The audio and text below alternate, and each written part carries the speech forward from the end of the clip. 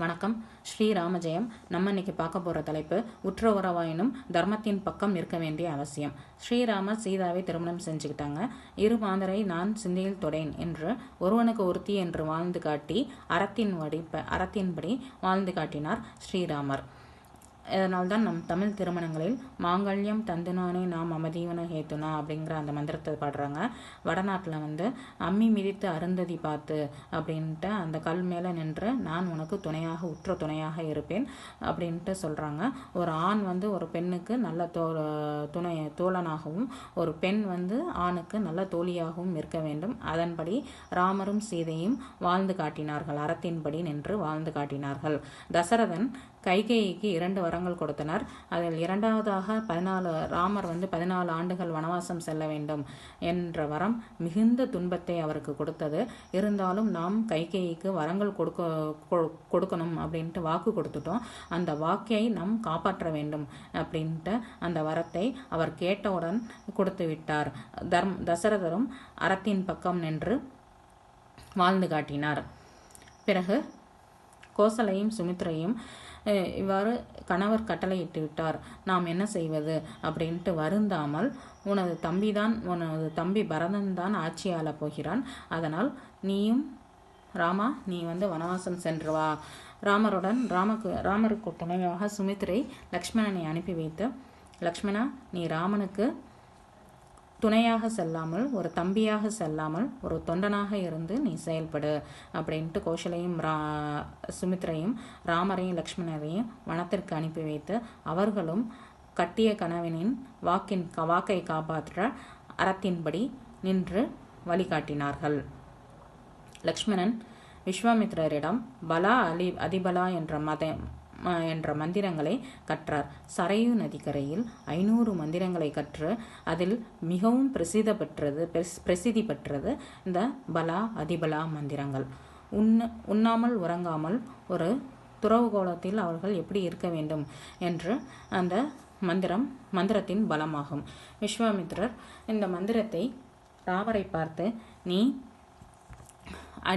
அநீதியான செயல்களுக்கு மட்டுமே நீ இதை பயன்படுத்த வேண்டும்,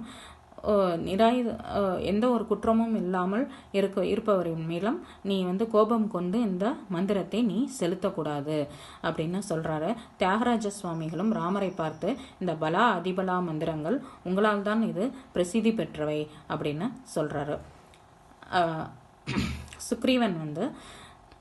சுக்ரீவனுக்கு பட்டாபிஷேகம் நடக்கிறது. அப்பொழுது ராமர் போக முடியாமல் போகுது. தாரையை அனுமன் தேற்றினார். ராமர் எல்லாரையும் கிஷ்கிந்தைக்கு அனுப்பி வைக்கிறாரு. அப்பொழுது ராமர் தன் தந்தையின் கட்டளையின்படி வனத்திலேயே இருக்கிறார். இலங்கைக்கும் போகவில்லை, எந்த கிஷ்கிந்தைக்கும் போகவில்லை. அவர் தம் தம்பி லக்ஷ்மணனை அனுப்பி வைத்து, நீ போய் சுக்ரீவனுக்கு பட்டாபிஷேகம் செய்து வைத்து வா அப்படின்னு சொல்றாரு. லக்ஷ்மணரும் அதேபடி சுக்ரீவனுக்கு பட்டாபிஷேகம் செய்கிறாங்க. அப்பொழுது தன் அந்நிய தாரையை சுக்ரீவன் தலைவணங்கி அறத்தை ஏற்று அறவழி நின்று அரியணையில் ஏறி அரியணையில் ஏறுகிறார் சுக்ரீவன். பிறகு விபீஷ்ணர், ராவணன் தர்மத்தின் வரி தவறுகிறார் என்பதை தெரிந்தும் கூட, அண்ணா நீ என்னை கொன்று விடாதே, சீதா பிராட்டி தாயாரை விட்டுவிடு அப்படின்னு சொல்றாரு. ஆனால் ராவணன் அதை ஏற்க மறுக்கிறாரு.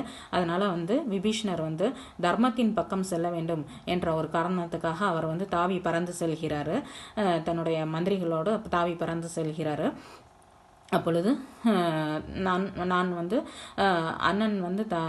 அதர்மத்தின் வழி செல்வதால் நான் அண்ணனை விட்டு விலகி ஸ்ரீராமரை பற்றி கொண்டு நான் அறத்தின் பக்கம் செல்ல போகிறேன் அப்படின்ட்டு விபீஷ்ணரும் போறாரு. அதுக்கப்புறம் 14 ஆண்டுகள் வனவாசத்தில் அப்புறம் தசரதன் ஒரு வேட்டையாடி ஒரு மரத்தின் கீழ் உட்கார்றாரு. அப்போது ஒரு காலை பாம்பு தீண்ட போகுது.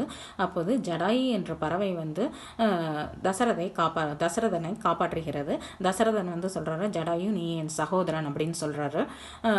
ஒரு நாள் ராமரும் லக்ஷ்மணனும் ஒரு மலை மேல உட்காடுறாங்க. அப்போது மலை போன்று பெரிய உருவம் கொண்டு ஒரு பறவை இருக்கிறது. அது தனது உயிருக்காக போராடி கொண்டிருக்கிறது. அந்த பறவை பக்கம் வந்தோன்னே ராவணன் வந்து சீதையை கடத்தி சென்று விட்டார். நான் வந்து அவரிடம் வந்து இந்த மாதிரி உயிருக்கு போராடிட்டு இருக்கேன், நீங்கள் என்னை பார்க்காமல் நீங்கள் சீதையை போய் காப்பாற்றுங்க அப்படின்னு சொல்லி ஜடாயு வந்து ராமர் லக்ஷ்மணனை சொன்னோன்னே தன் தந்தைக்கு நிகரான ஜடாயுவை வந்து ராமர் வந்து நீர்க்கடன் தந்து அவரையும் அறத்தின் வழி நின்று நீர்க்கடன் தந்து ராமரும் அறத்தின் வழி நிற்கிறாரு.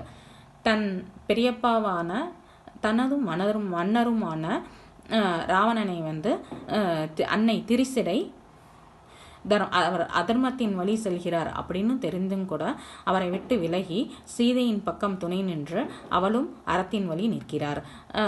திரிசிடை என்பவள் ஒரு அரக்கர் குலத்துடைய முதன்மையான பெண்.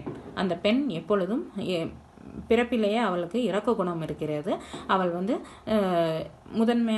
இரக்க குணம் இருக்கிறது. அதனால் திரிசிடை அறத்தின் வழி நின்று இங்கு நம்ம காணப்படுகிறோம். அதுக்கப்புறம் ராவணன் போரில் ஆயுதம் இல்லாமல் வந்து நிர்கதியாக நிற்கிறார்.